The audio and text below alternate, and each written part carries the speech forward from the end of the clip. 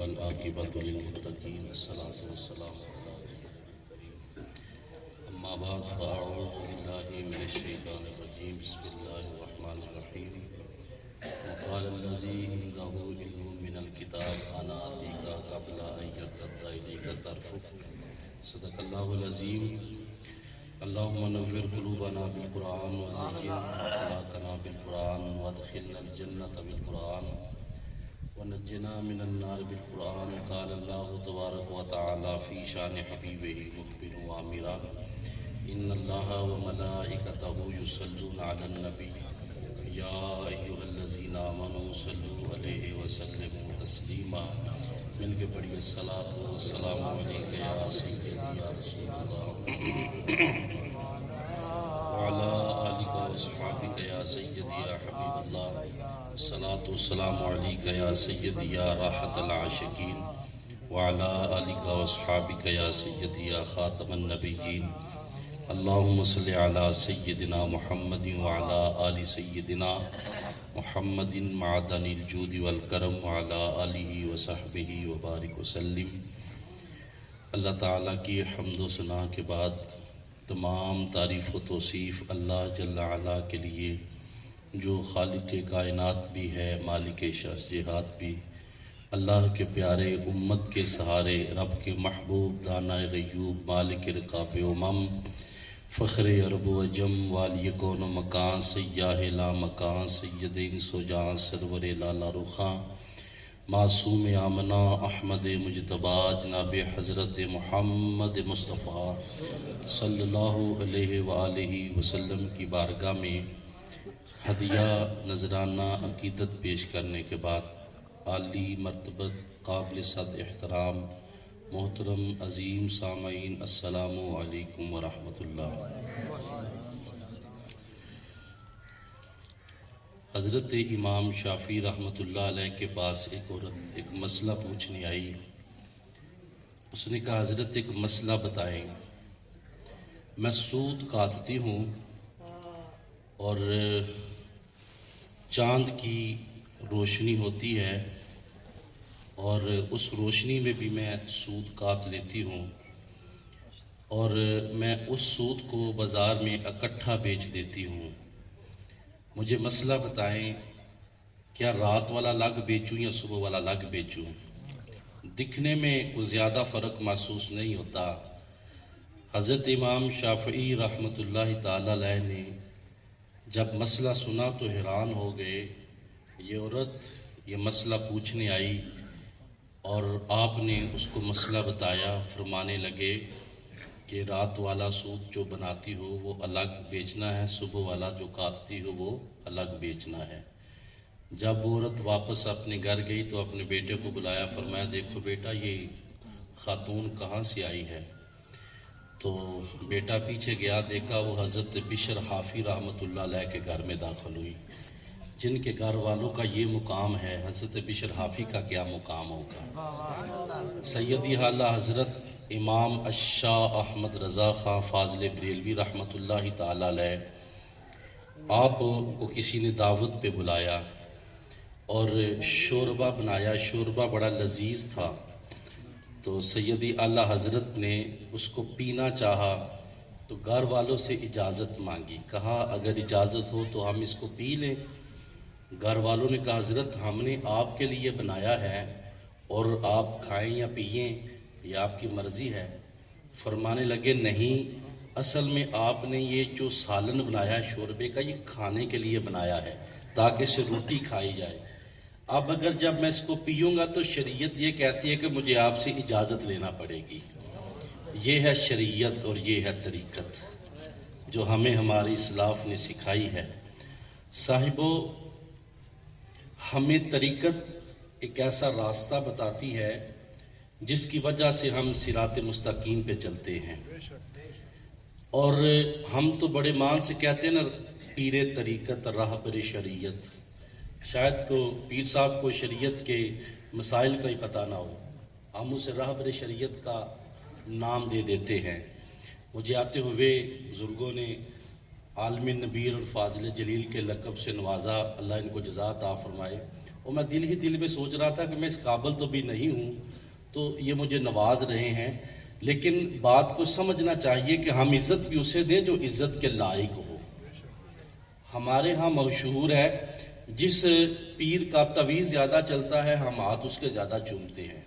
یہ ہمارے ہاں مشہور ہے کہ جس کا دم زیادہ چلتا ہے ہم اس کے پاس زیادہ جاتے ہیں۔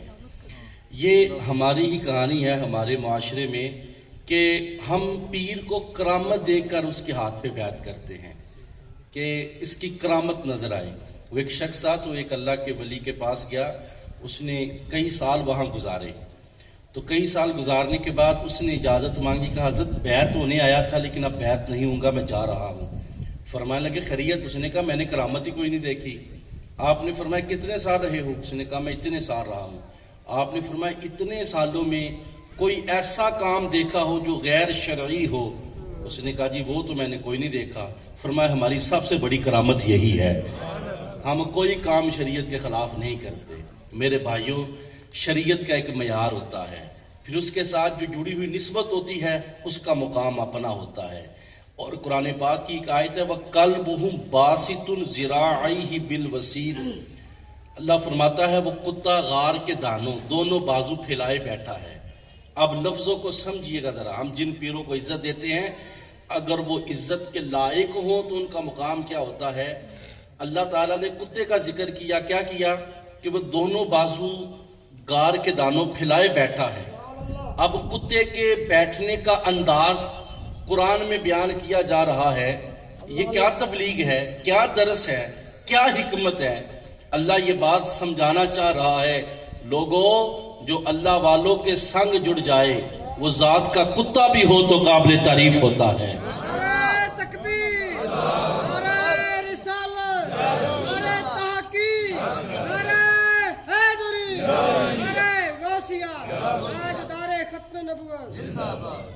تو جو اللہ والوں کے سنگ جڑ جائے وہ ذات کا کتا بھی ہو تو قابل تعریف ہوتا ہے۔ ہمیں پیر پکڑنے سے پہلے ہمیں یہ تو دیکھنا چاہیے میرا پیر کو مسائل بھی بتانے کے لائق ہے کہ نہیں ہے۔ پیر صاحب سے مسئلہ پوچھنے آئے تو کہ پتر آئندے مسئلے نہیں پوچھی تھے، بھئی یہ کون سا دین ہے؟ میں ایک ایسے پیر صاحب کو جانتا ہوں، میں ان کو دیکھا کہ وہ ایک کسی وزیر کے گھر گئے پیر صاحب وہ ملنے کے لیے، اور اس وقت جب کرونا عروج پہ تھا، جب 6 فٹ کے فاصلے کا حکومتی سطح پہ حکم تھا اور مساجد میں بھی جو 2 3 فٹ پہ نماز پڑھنے کا حکم تھا، اس وقت وہ کسی وزیر صاحب کے گھر گئے، بہت بڑی خانقاہ کے پیر صاحب ہے وہ، ان کے گھر گئے تو جناب وہاں ملے تو پیر صاحب وزیر صاحب کو سینے سے لگا کے ملے اور بڑے ادب سے جھک کے ملے۔ تو جب وزیر کے نوکر آگے آنے لگے تو پیچھے سے اشارہ کر کے ان کو پیچھے کر دیا۔ میں نے کہا میرے مصطفیٰ نے یہ دین تو نہیں سکھایا، میرے آقا نے یہ تو نہیں کہا کہ غریب کو دھکا دو اور امیر کو سینے سے لگا دو۔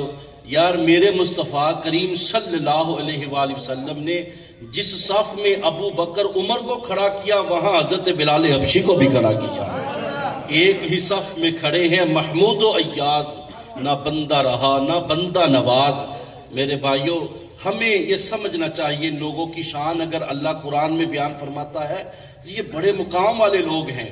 اب حدیث پاک میں آتا ہے اللہ کریم جبریل کو بلاتا ہے، جبریل آواز آتی ہے حکم رب جلیل، فرمایا جاؤ فلاں بستی پر میرا ایک بندہ ہے جو میرے سے پیار کرتا ہے، میں اس سے پیار کرتا ہوں، فلاں بندہ ہے جو میرا محبوب بندہ ہے، عرش پہ رہنے والے جتنے لوگ ہیں سب میں اعلان کر دو کہ اس بندے کے ساتھ پیار کرو، محبت کرو۔ حضرت جبریل علیہ السلام آتے ہیں، عرش پہ اعلان کر دیتے ہیں اور جتنے فرشتے ہوتے ہیں سب میں اس بندے کی محبت کا بتا دیا جاتا ہے۔ پھر حضرت جبریل علیہ السلام وہ قافلہ لے کر فرشتوں کا زمین پہ اترتے ہیں اور پھر وہ گلی گلی کریا کریا بستی بستی وہ گھومتے ہیں۔ جب فرشتے اس ولی کا نام لیتے ہیں اللہ فرماتا ہے فرشتے جہاں جہاں پر نام لیتے جاتے ہیں وہاں وہاں کے لوگوں کے دلوں میں اس ولی کی محبت ڈالتا چلا جاتا ہوں۔ ذرا ایک لمحے کے لیے سوچئے گا، کہاں حضور شیخ عبد القادر جیلانی، کہاں ہم؟ لیکن جب ہم نے شعور کی آنکھ کھولی ہمارے یادداشت کے پہلے صفحے پر حضور شیخ عبد القادر جیلانی کا نام لکھا تھا۔ یہ محبت اللہ نے لوگوں کے دلوں میں ڈالی ہے اور ان لوگوں کا مقام اللہ نے بلند کیا ہے اور ان لوگوں کی شان بڑی بلند اور بالا ہے، بڑی عرفہ والا ہے۔ سورہ آل عمران میں جو عمران کے گھرانے کا ذکر ہے، جس میں حضرت حنا آپ اپنے گھر کے صحن میں لیٹی ہوئی ہیں اور درخت کے نیچے، اور اللہ نے آپ کو اولاد نہیں دی۔ کیا دیکھتی ہیں کہ منظر ایسا ہے کہ چڑیا اپنے چونچ میں دانہ لے کے آتی ہے اور اپنے بچے کو اس کے منہ میں دانہ ڈالتی ہے۔ تو حضرت حنا کے دل سے کیسی آواز نکلی، کہا مالک اگر تو مجھے اولاد دے دے تو میں اپنا پہلا بچہ تیرے گھر بیت المقدس کے لیے خدمت میں رکھ دوں گی۔ اور وہ لوگ اس طرح منت مانا کرتے تھے۔ آپ نے منت مانی تو حضرت حنا امید سے ہو گئی، اور جب وقت ولادت قریب آیا، خوشیاں تھی اس بات کی، اللہ جو پہلا بچہ دے گا وہ بیت المقدس میں اس کو رکھ دیا جائے گا، وہ اللہ کے دین کی خدمت میں رہے گا۔ تو جب ولادت ہوئی تو بیٹا نہیں بیٹی پیدا ہوئی۔ پہلے جب منت مانی جاتی تھی بیٹے پیدا ہوتے تھے، یہ پہلی دفعہ ایسا ہوا کہ بیٹا نہیں بیٹی پیدا ہوئی۔ حضرت حنا پریشان ہوئی۔ اللہ نے فرمایا اے میری بندی تم کیوں پریشان ہوتی ہو؟ جیسی ہم نے آپ کو بیٹی عطا کی ہے ایسا کسی کا بیٹا بھی نہیں ہوگا۔ اللہ نے حضرت مریم سلام اللہ علیہا کو مقام دیا، عزت عطا فرمائی۔ حضرت مریم سلام اللہ علیہا کو بیت المقدس میں چھوڑنے گئے تو وہاں پہلے ہی 4000 خدام موجود تھے، اور جو بچوں کی پرورش کرنے والے بھی وہاں پہ آگے۔ ہر ایک کی خواہش تھی کہ یہ نبیوں کا گھرانہ ہے اور یہ خدمت کا موقع ہمیں ملے، یہ ولیوں کا گھرانہ ہے، یہ معزز لوگوں کا گھرانہ ہے، خدمت کا موقع ہمیں دیا جائے۔ اور قرہ ڈالا گیا۔ قرہ حضرت زکریا علیہ السلام کے نام نکلا، جو رشتے میں آپ کے خالو لگتے تھے، اور گھر والوں کو یہ بھی سکون ہو گیا کہ ان کے خالو کے کفالت میں آئی ہیں۔ ان کے لیے حجرہ بنا دیا گیا۔ حضرت مریم وہاں رہتی، عبادت کرتی۔ حضرت زکریا علیہ السلام آتے، صبح کھانا رکھتے، باہر سے تالا لگاتے چلے جاتے، شام کو پھر آ جاتے روزہ کھولنے کے وقت۔ ایک دن ایسا ہوا کھانا صبح روزہ رکھوایا، آپ کہیں دور چلے گئے تالا لگا کے، واپس آنے میں دیر ہو گئی۔ جلدی سے آئے، دروازہ کھولا، دیکھا کہ اندر حضرت مریم علیہ السلام کے سامنے بے موسم پھل پڑے ہیں، اور آپ حیرت میں گم ہو گئے۔ تالا میں نے لگایا، چابی میرے پاس ہے، کوئی اور دروازہ نہیں، کوئی ایسی کھڑکی نہیں جہاں سے کوئی لا کر دے دے، لیکن یہ کہاں سے آ گئے؟ اور حیرت میں چلے گئے۔ حضرت مریم سے کہنے لگے بیٹا یہ کہاں سے آئے ہیں، یہ پھل جو بے موسم پھل ہیں؟ تو حضرت مریم نے کہا قالت ہوا من عند اللہ، یہ مجھے میرے اللہ نے عطا کیے ہیں۔ تو حضرت زکریا علیہ السلام بڑھاپے کو جا چکے تھے، اولاد کا پھل نہیں تھا۔ جب یہ دیکھا کہ اللہ نے اپنی بندی کو پھل دیے وہ بھی بے موسم، وہیں پہ ہاتھ اٹھائے، رو پڑے، کہا مالک اگر تو اپنی بندی مریم کو بے موسم پھل دے سکتا ہے، مالک میں جانتا ہوں میری عورت بانجھ کو چلی گئی ہے، میں بوڑھا ہو گیا ہوں، اولاد کا موسم بیت چکا ہے، مالک تو کریم ہے، تو ان اللہ علی کل شیء قدیر ہے، اگر تو اپنی بندی مریم کو بے موسم پھل دے سکتا ہے تو مالک تو مجھے بھی تو اولاد کا پھل دے سکتا ہے۔ بس دعا قبول ہو گئی، فوراً جبریل آئے، کہا زکریا مبارک ہو، اللہ آپ کو بیٹا عطا فرمائے گا، بیٹا بھی اللہ کا نبی عطا فرمائے گا، بیٹا بھی اللہ نبی عطا فرمائے گا۔ اور پھر یار سنو، جن لوگوں کی چوکھٹ پہ جا کے دعا کی جائے یہ دعا قبول ہوتی ہے۔ لوگ ہمیں پوچھتے ہیں نا داتا صاحب کیا لینے جاتے ہو، ہم یہی کچھ لینے جاتے ہیں، دعا لینے جاتے ہیں وہاں سے۔ حضرت زکریا علیہ السلام وقت کے نبی ہیں، مریم علیہ السلام اللہ کی ولیہ ہیں، درجے میں حضرت زکریا علیہ السلام کا مقام بڑا ہے۔ اس کا مطلب ہرگز نہیں لیا جائے گا کہ نبی کی دعا قبول نہیں ہوتی، یہ نہیں، لیکن اللہ کی کوئی مصلحت ہے حکمت ہے. اللہ یہ بات سمجھانا چاہ رہا ہے لوگوں جو دعا ولیوں کی چوکھٹ پہ مانگی جائے وہ کبھی رد نہیں ہوتی. جو اللہ والوں کی چوکھٹ پہ دعا مانگی جائے. تو میرے بھائیوں یہ اللہ نے ہمیں جو مقام عطا فرمایا ہے یہ صرف ان لوگوں کی وجہ سے ہمیں عطا فرمایا ہے. اور وہ بڑی مشہور روایت ہے کہ ایک شخص نے 99 قتل کیے اور دل کا آئینہ ٹوٹ گیا اور اس کے دل میں امنگ پیدا ہوئی کہ میں اب توبہ کی طرف آؤں. تو وہ کسی معلم کے پاس گیا, جا کر کہنے لگا کہ جناب میں نے توبہ کرنی ہے, میرے لیے کوئی توبہ کا راستہ ہے؟ تو اس نے کہا یار تیرے لیے تو توبہ کا راستہ ہے, تو نے 99 قتل کیے ہیں. یہاں تک اس نے اس کو بھی مار دیا. اور پھر اس کے دل میں بے چینی بڑھتی رہی, سکون نہ آیا. کسی نے بتایا کہ فلاں بستی میں ایک اللہ کے ولی رہتے ہیں, وہاں چلے جاؤ, وہاں تمہارے دل کو سکون مل سکتا ہے. اس شخص نے عزم کیا, چل پڑا, تھوڑا سفر کیا, سانسوں نے ساتھ نہ دیا, روح قفس انصری سے پرواز کر گئی. تھوڑی ہی دیر میں فرشتے آ گئے, جنت والے بھی جہنم والے بھی, فیصلہ کرنے کے لیے. جنت والے کہتے ہم لے کے جائیں گے کیونکہ توبہ کے راستے پہ چل پڑا ہے. جہنم والے کہتے ہم جہنم میں لے کے جائیں گے, ساری زندگی گناہ کیے ہیں. اب فیصلہ اللہ کی بارگاہ میں چلا گیا. اللہ نے فرمایا اس طرح کرو, تم زمین ماپ لو, اگر اللہ والے کی چوکھٹ کے قریب ہے تو جنت میں چلا جائے گا, اگر اپنے گھر کے قریب ہے تو جہنم میں چلا جائے گا. ادھر سے یہ اس کا حکم ہے, ادھر سے دعائے رحمت جوش میں آیا.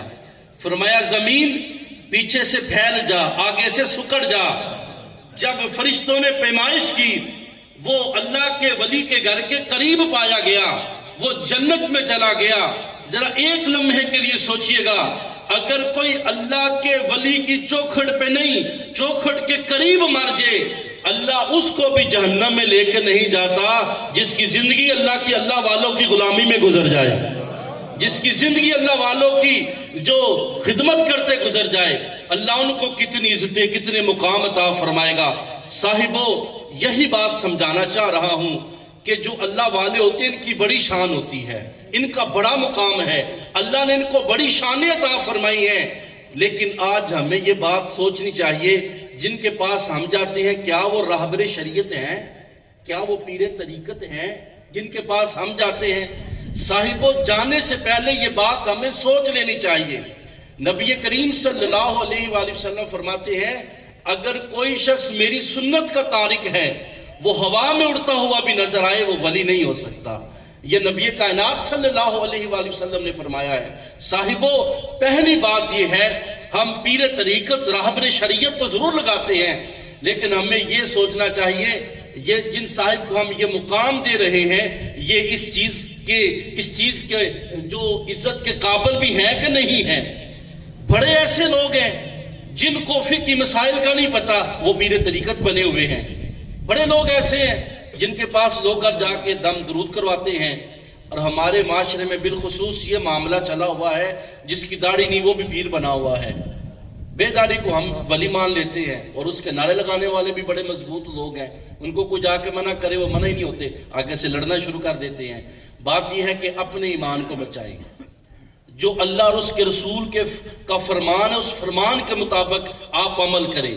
اور اللہ والوں کی زندگیاں کتنی پیاری ہیں. میں زندگی کے اوپر ایک بات سناؤں گا, اس کے بعد گفتگو میری ختم ہو جائے گی. ابن جوزی اس روایت کو بیان کرتے ہیں, حضرت عمر فاروق رضی اللہ تعالیٰ عنہ کے دور میں آپ نے حضرت عمیر بن سعد الانصاری ایک صحابی رسول ہیں, ان کو آپ نے حمص کا گورنر بنایا. پورا سال گزرا, کوئی خبر نہیں آئی, اور آپ نے اپنے جو حرم محترم سے کہا کہ خط لکھو کہ عمیر بن سعد کو کہ میرا خط ملے تم فوراً واپس آ جاؤ. جب خط حضرت عمیر بن سعد الانصاری کو ملا تو خط پڑھا کہ جو خط پڑھتے ہی آپ نے فوراً خط ساتھ لیا, اپنا ساز و سامان تھوڑا سا تھا وہ اٹھایا اور مدینے کی طرف سفر شروع کر دیا. مدینے میں پہنچے, مسجد نبوی میں حضرت عمر فاروق رضی اللہ تعالیٰ عنہ تشریف فرماتے, کہا السلام علیکم یا امیر المومنین. فرمایا وعلیکم السلام. عمیر بن سعد الانصاری کیسے ہو؟ حضرت عمیر بن سعد کہتے ہیں عمر میرا حال تو تمہارے سامنے ہے, تھوڑی سی دنیا کھینچ لایا ہوں اور ان لوگوں کو پیچھے چھوڑ آیا ہوں, اور اس حال میں کہ آپ کے کپڑے گرد آلود تھے، بالوں پہ وہ دھول تھی. اور حضرت عمر بن خطاب نے جب دیکھا تو فرمایا کہ آپ ان لوگوں کو بتا کے آئے ہو؟ فرمایا ہاں بتا کے آیا ہوں. کہا انہوں نے کوئی سواری نہیں دی؟ فرمایا نہیں. حضرت عمر نے کہا وہ کیسے لوگ ہیں اپنے حاکم کو جاتے ہوئے سواری نہیں دے سکے؟ تو حضرت عمیر بن سعد آگے سے کیا کہتے ہیں؟ کہتے ہیں عمر ان کو برا نہ کہو، میں ان کو صبح کی نماز پڑھتے ہوئے چھوڑ کے آیا ہوں، وہ اچھے لوگ ہیں. پھر حضرت عمر نے ان سے فرمایا کہ لاؤ جو بیت المال کے لیے جو اکٹھا کیا لے کے آؤ.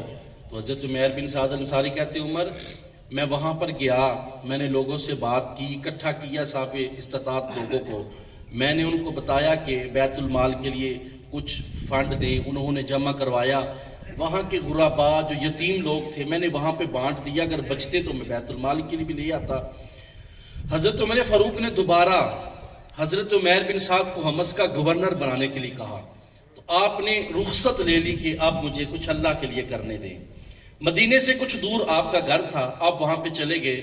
حضرت عمر فاروق نے اپنے غلام کو بلا کے فرمانے لگے کہ یہ 100 درہم ہے اور لے جاؤ.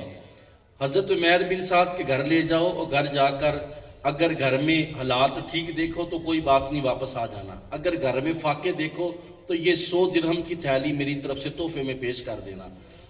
آپ کے غلام گئے تو دیکھا حضرت عمیر بن سعد اپنے گھر کی دیوار کے ساتھ ٹیک لگا کر اپنے کپڑوں سے مٹی جھاڑ رہے تھے. تو اس شخص کو آتے ہوئے دیکھا، فرمایا کدھر سے آئے ہو؟ کہا مدینے سے آیا ہوں. آپ نے فرمایا تو میرے حضور کے شہر سے آیا ہے، تو میرا مہمان نہیں بن جاتا؟ اس نے کہا جی میں مہمان بننے کے لیے تیار ہوں. اسے اپنے گھر لے گئے، جو کہ آٹے کی ایک روٹی ان کو لا کے دی.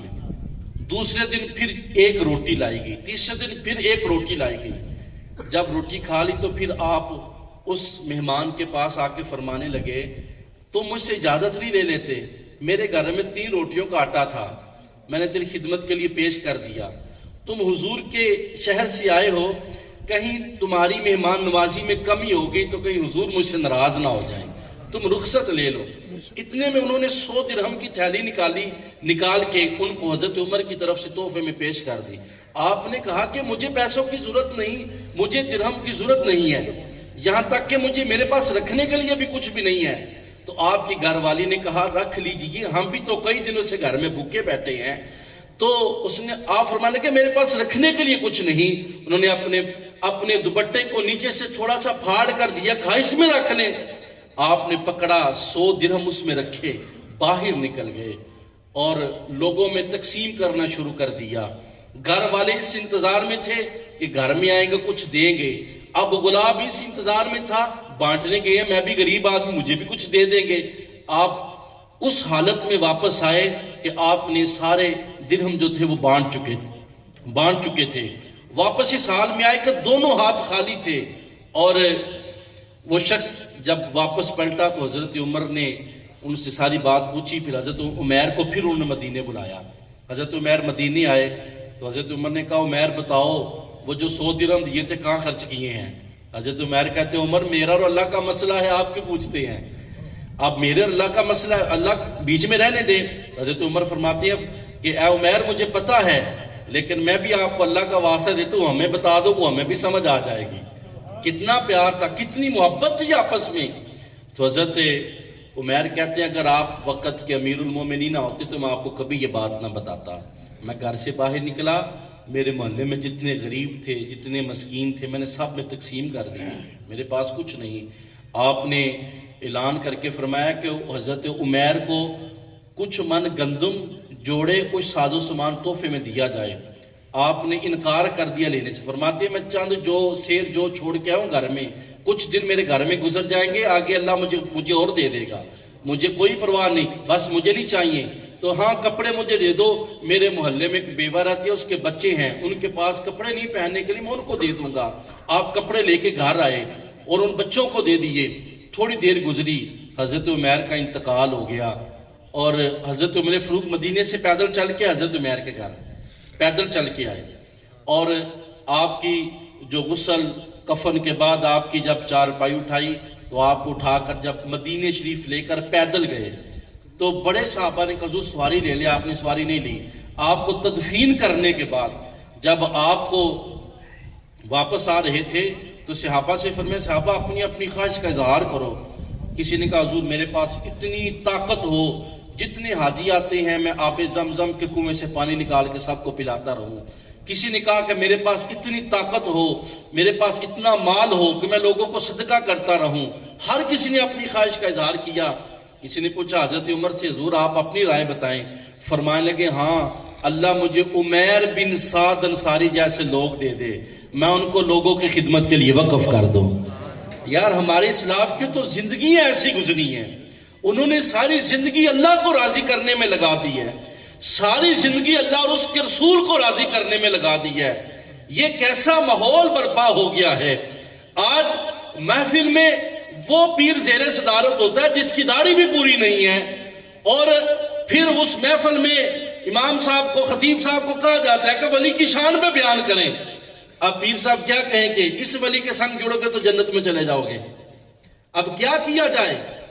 اب ایسے لوگوں کو مسند پہ بٹھایا جاتا ہے جو شریعت کو جانتے بھی نہیں ہیں، ان کو مسند پہ بٹھا کے کہا جاتا ہے جناب ذرا ولی کی شان پہ تو بیان کریں.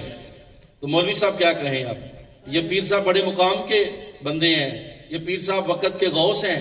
اب مولوی صاحب یہ کہیں یار دین سے غداری تو نہیں ہو سکتی نا؟ کیا خیال ہے؟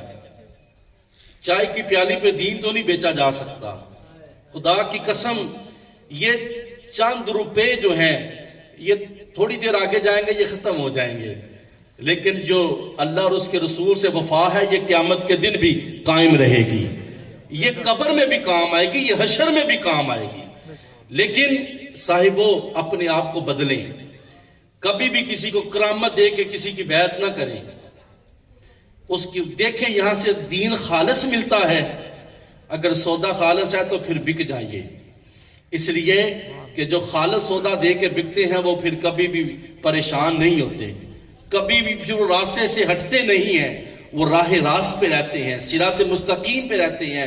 میرے بھائیوں ہمیں چاہیے ہم ایسے لوگوں کے ساتھ جڑیں جن کا تعلق دین کے ساتھ ہے. ایک شخص خواجہ صاحب رحمۃ اللہ علیہ کا مرید ہونے آیا. معذرت سے میں نے ایک بات کہی تھی. خواجہ صاحب کا ایک مرید آیا، ایک شخص آیا مرید ہونے کے لیے. تو خواجہ صاحب کہتا حضور میں نے مرید ہونا ہے. فرمان لگے وہ مسجد کے باہر بیٹھ جو 1100 مرتبہ سورہ اخلاص پڑھو. اس نے سورہ اخلاص پڑھنی شروع کر دی. اس نے پڑھی، کہا حضور پڑھ لیا. فرمایا اچھا کیا ہوا؟ کہا حضور اب لگتا ہے کہ جو جہالت کے پردے تھے وہ ٹوٹ چکے ہیں. آپ نے فرمایا پھر پڑھو. اس نے پھر سورہ اخلاص 1100 مرتبہ پڑھی. آپ نے فرمایا اب کیا حال ہے؟ اس نے کہا حضور اب نگاہ ڈالتا ہوں تو نیچے چلی جاتی ہے. آپ نے فرمایا پھر پڑھو. پھر پڑھی 1100 مرتبہ. اوپر دیکھو. کہا حضور اوپر تک نظر جا رہی ہے. فرمایا پھر پڑھو سورہ اخلاص 1100. اس نے پھر پڑھی. فرمایا نیچے دیکھو. کہا نیچے تحت سرا تک نگاہ چلی گئی ہے. آپ نے فرمایا پھر 1100 مرتبہ سورہ اخلاص پڑھو. پھر پڑھی. کہا اوپر دیکھو. کہا حضور لوح محفوظ دیکھ رہا. ہمارے ولیوں کی تو شان یہ ہے، ان کے ہاتھ پہ بیعت ہونے جاتا تو اس کو پہلے قابل اس کر لیتے کہ وہ اس کا مقام کتنا بڑا بن جاتا. لیکن میرے بھائیوں یہ بات بڑے دکھ سے کہنا پڑتی ہے کہ اب دیکھا جاتا ہے کہ مرید کا معیار ہونا چاہیے، مرید کے پاس گاڑی ہونی چاہیے، مرید کے پاس پیسے اچھے ہونے چاہیے تاکہ وہ ہماری خدمت اچھی کر سکے. میرے بھائیوں نہیں، اگر پیر طریقت اور رہبر شریعت اگر ہم لفظ لگاتے ہیں نا، ذرا اس کو سمجھنا بھی پڑے گا. یہ کہیں بھی یہ تو بڑے ہمارے قبلہ سیالوی صاحب جدہ مجدو یہ بڑے باعمل شخص ہیں، اللہ ان کو جزا عطا فرمائے. 3-4 سال سے میں آ رہا ہوں، بڑی محبت فرماتے ہیں. لیکن حضرت صاحب میں یہ عرض کروں گا کہ القاب نہ دیا کریں، ہمیں بھی نہ دیا کریں. القابات کے قابل ہی نہیں ہم لوگ. اور یہ دیکھا کریں کہ یار بس جس سے ہم نے اللہ رسول کی بات سننی ہے تو بس وہ ایک یہ ہے کہ وہ ہمارے مہمان ہیں، اسی لیے وہ قابل عزت ہیں. میں شاید عالم جلیل نہ ہوں، شاید میں اپنی کچھ باتیں آپ کو نہ بتا سکتا ہوں، تو آپ لوگ میری عزت کرتے ہیں، یہ میرے لیے بہت بڑی بات ہے. تو ہمارے حضرت قبلہ یہی ہمیں پیغام دیتے ہیں، بیٹا تم جہاں جاتے ہو وہاں پیر بن کے نہیں جانا، وہاں عالم بن کے نہیں، وہاں خادم بن کے جانا ہے. اور ایک دوسری بات ارشاد فرماتے ہیں، بیٹا جہاں آپ نے تبلیغ کرنے جانا ہے وہاں آپ نے پیسے دے کے تبلیغ نہیں کرنی، وہاں آپ نے لوگوں کے دل دے کے تبلیغ کرنی ہے، ان کے دلوں پہ اثر آپ نے رکھنا ہے. صاحبو یہ بات حقیقت ہے کہ ہم पंजाब के दूर दराज इलाकों में सफ़र रहते हैं, लेकिन ये हमारे हज़रत की तरबियत है, ना हमारा मिजाज ऐसा और ना हम ऐसे मिजाज वाले लोगों के साथ बैठते हैं कि अगर दीन की तबलीग करनी है तो फिर हमने हक और सच बयान करना है। अगर एक मौलवी आपसे 50,000 रुपया लेके यहाँ आता है तो उसने आपको कभी हक की बात तो नहीं ना सुनानी, उसने बातें भी तो वो सुनानी जिस पे आप भी जनाब 2 बंदे इतने पैसे लाए खलोते हैं, 2 बंदे इतने खलोते हैं जनाब, मौलवी साहब भी जनाब वो नात के शेर पढ़ रहे हैं, क्या बात है। मैं एक जगह पे गया तकरीर करने, हमारे अजीज़ थे, उनकी फौतगी हो गई, तो वो गांव था और काफ़ी वो जटके लोग थे। और पंजाब के अंदर भी ऐसे गांव हैं जहां लोग बहुत जो जटके लोग हैं, ठोस पंजाबी जिसको समझ आती है। तो ना वहाँ एक मौलवी साहब आए तो उन्होंने जनाब ऐसे कान पे हाथ रखा, जनाब उन्हें क्या मामा जो मर जांदियां वापस नहीं आउंदियां, इस तरह का कुछ शेर पढ़ रहे थे। तो पढ़े जा रहे। तो मैंने देखा बड़े बड़े बुजुर्ग जिन्होंने पैसे थैलियों में रखे होते हैं, बड़े पुराने, हाथ नहीं लाते सारी जिंदगी, उन्होंने भी काट ले जनाब, वो पकड़ के जनाब निछावर कर रहे हैं उसके ऊपर। तो फिर उसके बाद मेरी बारी थी, मैंने एक हाजिरी लगवानी थी। मैं 10 मिनट मैंने बयान किया, जो मैंने 2-4 अल्फाज बयान करने थे करके बैठ गया। तो वो बाद बुजुर्ग मुझे कहते वेख्या जो किड्डा बड़ा आलम सी। तो मुझे रोना शुरू आना हो गया अंदर से। मैंने कहा हमारे आलिम का मयार भी 100 रुपये लगा हुआ है, आलिम होने का मयार भी 100 रुपये है। तो अपना मयार जो है ना वो अच्छा बना लें, अपना मयार इल्मी बनाएं, अपना मयार ज़ौक़ और शौक़ वाला बनाएं। याद रखिएगा, शायद कि कोई और खतीब होते, सुरीले होते, वो मुझसे काफ़ी अच्छा बयान कर सकते थे, तो मैं उनकी तरह बयान नहीं कर सकता। लेकिन मेरे भाइयों, जो मैंने आपको बातें की हैं, मेरा मकसद ये है आज की इस नशिस्त में आप कुछ सीख के जाएं, कुछ लेके जाएं, कुछ अमली चीज़ लेके जाएं, ना कि कोई ऐसी चीज़ें लेके जाएं। ठीक है जी, वो हज़रत हमारे पीर मुर्शद एक पीर सैयद जमात अली शाह साहब मुहद्दिस अलीपुरी रहमतुल्लाहि ताला अलैह, आपके पास एक बंदा आया, कहता है साहब रात को एक मौलवी साहब आए, उन्होंने खिताब किया, बल्ले बल्ले उन्होंने फट्टे उठा दिए, और जिन्हें पंजाबी कहने फट्टे चुक देते हैं, उन्होंने ऐसे किया। रजा फरमाया कि बेटा उन्होंने क्या बयान किया, कहता पर कोई समझ नहीं आई, राती फट्टे चुक देते उन्होंने कहा समझ कोई नहीं आई। तो पीर साहब रहमतुल्लाहि ताला अलैह, आप बड़े जलीलुल कद्र हस्ती थे, आपने पास बुलाया, फरमाने के बेटा बात सुनो, खाना खाने से पहले हाथ धोने चाहिए और खाना शुरू करने से पहले बिस्मिल्लाहिर्रहमानिर्रहीम पढ़नी चाहिए, वुज़ू करने से पहले बिस्मिल्लाह वल्हम्दुलिल्लाह पढ़ लेनी चाहिए। आपने फरमाया बेटा मैंने तुझे क्या बताया है? उसने कहा हुज़ूर आपने बताया कि वुज़ू करने से पहले मिसवाक करनी चाहिए, खाना खाने से पहले हाथ धोने चाहिए, शुरू करने से पहले बिस्मिल्लाहिर्रहमानिर्रहीम पढ़नी चाहिए, वुज़ू करने से पहले बिस्मिल्लाह वल्हम्दुलिल्लाह पढ़नी चाहिए। आप फरमाने के बेटा इसी का नाम तकरीर है जो तुम्हें याद हो गई है। इसलिए मेरे भाइयों, अपना अंदाज, अपना माहौल ऐसा बनाएं, यहाँ इल्मी लोग आके आपको इल्म और फ़ाक़ के जो दरिया बहा के चले जाएं। अल्लाह करीम मुझे और आपको दीन की समझ, फ़हम और शऊर अता फरमाए। वमा अलैना इल्लल बलाग।